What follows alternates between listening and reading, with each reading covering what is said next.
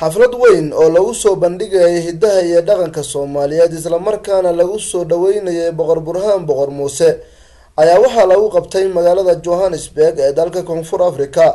Munaasabada ayaa waxaa soo qaban qaabiyay ururka hidaha iyo dhaqanka Soomaaliyeed ee dalka Koonfur Afrika waxaana ka soo qayb galay safaarada Soomaaliyeed ee dalkaasi madaxa ururada bulshada dhalinyaro haween iyo mas'uuliyiin ka socotay dowladda Koonfur Afrika. xafladda ayaa waxaa lagu soo bandhigay hidaha iyo dhaqanka Soomaaliyeed gabayo ka tarjumayay midnimada buraanbur iyo heeso wadani ah waxaana munaasabada soo buux dhaafiyay dadweyne Soomaaliyeed oo inta badan ku labisnay astaanta calankeena Soomaaliyeed waxaana ugu horeyn goobta tix gabaya ka soo jeediyay abwaan doodaanka cusub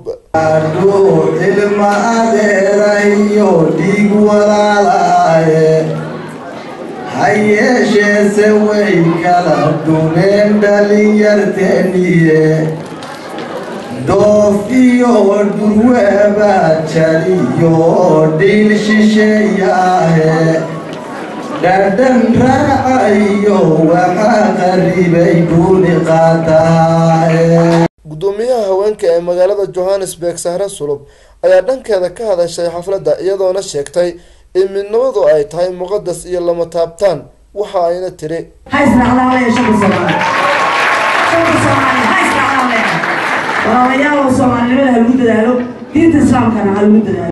Sheekh Shuaib oo dhanka odayaasha ka socday ayaa waxa uu gabay dardaarana u jeediyay Boqor Burhaan Boqor Muuse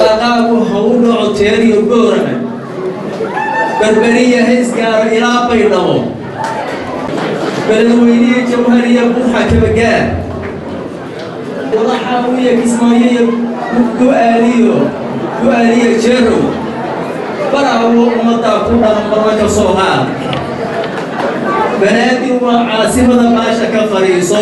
Sihayaha safaarada Soomaaliyeed ee Koonfur Afrika Ismaaciil Soomale oo munaasabada ka hadlay ayaa waxa uu si weyn ugu booriyay Soomaalida in ay dhaqankooda ilaashadaan waxa uuna ku soo dhaweeyay munaasabada Boqor Burhaan Boqor Muuse oo ahay shakhsigii loo maamusay xafladan sida weyn loo soo agaasimay. Soomaaliya maadaama aan matalayna dowladda Soomaaliya waxa runtii aad iyo aad wax looga farxaa marka la fiiriyo siyaasadda arrimaha dibadda Soomaaliya in isbedel aad iyo aad u weyn oo ka jira.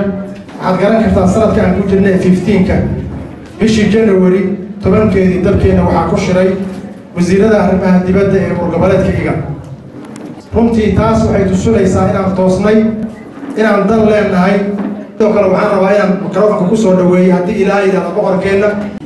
runtii safarka aan ku imi dalkan South Africa wuu iga duwan yahay waa iga macaan duwan yahay safaradii aan ku marayay wadamo badan.